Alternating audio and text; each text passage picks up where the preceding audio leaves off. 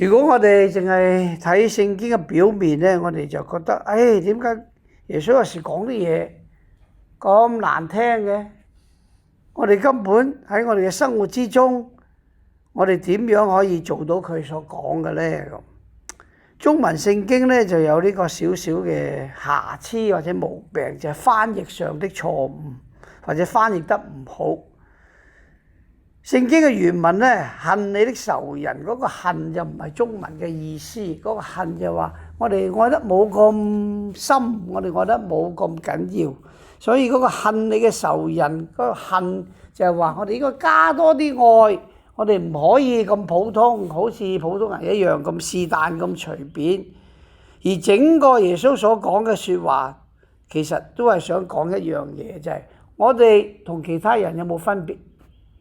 如果你跟隨我，聽我嘅說話呢，我哋同其他啲冇信教嘅人係有分別。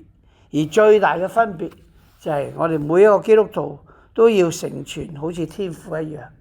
所以嗰啲生活上嘅指引呢，其實係俾我哋一個好好嘅